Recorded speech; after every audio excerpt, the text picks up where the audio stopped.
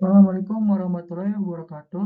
Perkenalkan, nama saya Denny Andriansyah dengan NIM 0730203107. Saya di sini akan mempresentasikan tugas reklamasi pasukan tambang yang pertama. Pertama, kelestarian lingkungan. Kegiatan pertambangan biasanya menimbulkan dampak terhadap tanah, air, iklim, flora, fauna, dan masyarakat yang bergantung pada sumber daya berikut. STG 6, air bersih dan sanitasi, dan STG 15, kehidupan di darat. Pembangunan tambang memerlukan akses ke lahan dan air yang menimbulkan dampak buruk yang signifikan pada lahan dan sumber daya alam yang dapat dikurangi atau dihindari. SDG 7, akses dan keberlanjutan energi, dan SDG 13, aksi iklim. Kegiatan pertambangan membutuhkan banyak energi dan emisi sehingga menghadirkan peluang untuk meningkatkan efisiensi sekaligus memperluas akses terhadap energi. Selanjutnya, inklusi sosial. Dari permasalahan ini adalah pertambangan dapat berdampak signifikan pada masyarakat lokal, menghadirkan peluang ekonomi, tapi juga tantangan terkait mata pencarian dan hak asasi manusia.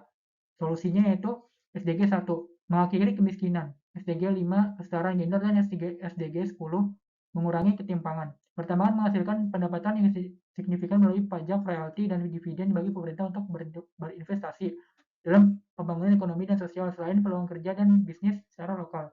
SDG 16, perdamaian, keadilan, dan kelembagaan yang kuat. Pertambangan dapat memberikan kontribusi bagi terciptanya masyarakat yang damai dan penegakan hukum dengan mencegah dan menyelesaikan konflik antara perusahaan dan masyarakat, menghormati hak asasi manusia dan hak masyarakat adat, menghindari transfer dana secara ilegal kepada pejabat publik atau orang lain, memastikan pelaporan arus pendapatan yang transparan, dan mendukung pengambilan keputusan yang representatif oleh warga negara dan masyarakat dalam pengembangan ekstraktif. Selanjutnya, ada masalah perkembangan ekonomi. Pertambangan dapat memberikan dampak lokal, regional, dan nasional terhadap pembangunan dan pertumbuhan ekonomi yang dapat dimanfaatkan untuk membangun infrastruktur baru, teknologi baru, dan peluang tenaga kerja. Solusinya itu SDG 8, pekerjaan layak dan pertumbuhan ekonomi. Pertambangan dapat menghasilkan peluang ekonomi baru bagi warga negara dan anggota masyarakat lokal, termasuk pekerjaan, pelatihan, dan pengembangan bisnis yang berkaitan dengan operasi pertambangan, penyedia layanan terkait, atau ekonomi lokal baru yang terkait dengan pertambangan. SDG 9. SDG 9, infrastruktur, inovasi, dan industrial, dan SDG 12, konsumsi dan produksi yang bertanggung jawab. Pertambangan dapat membantu mendorong pembangunan ekonomi dan diversifikasi melalui manfaat ekonomi yang tidak langsung dan dengan memacu infrastruktur baru untuk transportasi, komunikasi, dan energi. Selanjutnya, yaitu integration into life of mine planning. Mendesain untuk penutupan tambang berarti mengintegrasikan kegiatan penutupan ke dalam rencana bisnis tambang, termasuk proses perencanaan jangka pendek, menengah, dan jangka panjang sepanjang umur tambang dengan mempertimbangkan pertimbangan lingkungan, sosial, dan ekonomi. Penutupan tambang terpadu harus mengintegrasikan keterlibatan pemangku kepentingan dan konsultasi masyarakat sepanjang siklus hidup pertambangan. Manfaat dari integrasi ini dapat mencakup hal-hal berikut. Keputusan penutupan akan lebih didukung oleh para pemangku kepentingan. Yang kedua, proses dirancang dan dioperasikan dengan penutupan sebagai variabel masukan utama. Yang ketiga, pemahaman yang lebih baik tentang risiko penutupan dan kesenjangan pengetahuan di seluruh bisnis.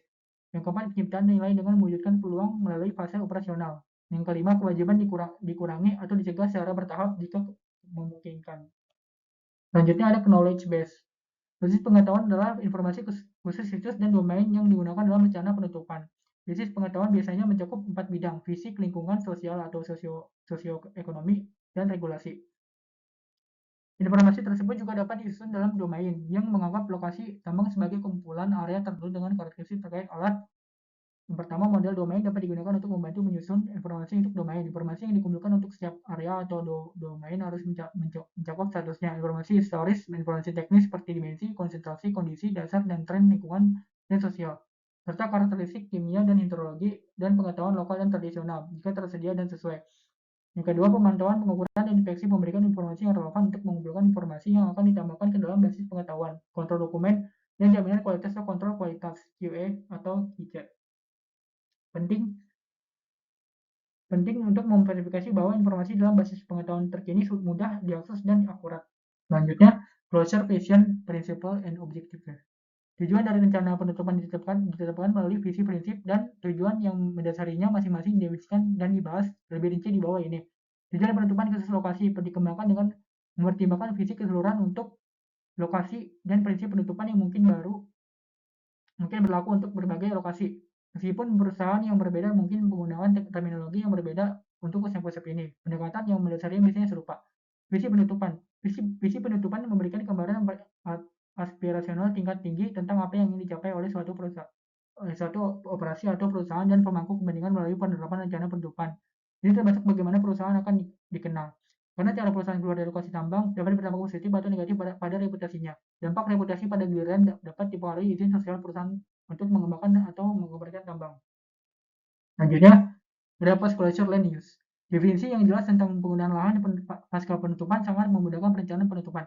Ketika penggunaan lahan pasca penutupan dipahami, hal itu tidak hanya membantu definisi visi penutupan dan tujuan penutupan secara spesifik lokasi, tetapi juga pemilihan kegiatan penutupan dan definisi kriteria keberhasilan.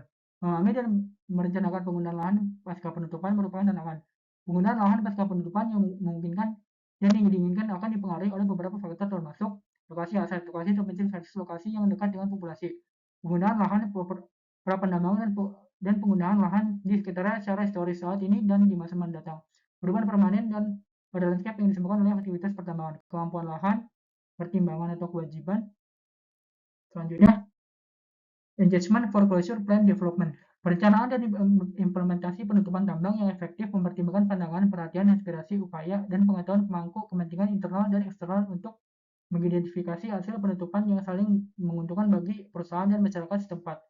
Pelibatan pemangku kepentingan berfungsi sebagai aspek penting dalam mengelola risiko sosial penutupan. Banyak jurisdiksi dan perusahaan memerlukan konsultasi pemangku kepentingan selama perencanaan rencana penutupan. Membuka proses perencanaan penutupan tambang dan melibatkan anggota masyarakat setempat dan pemangku kepentingan lainnya secara bermakna dalam keputusan tentang penutupan tambang, termasuk umpan balik tentang visi, tujuan, ukuran, dan kriteria penutupan tambang.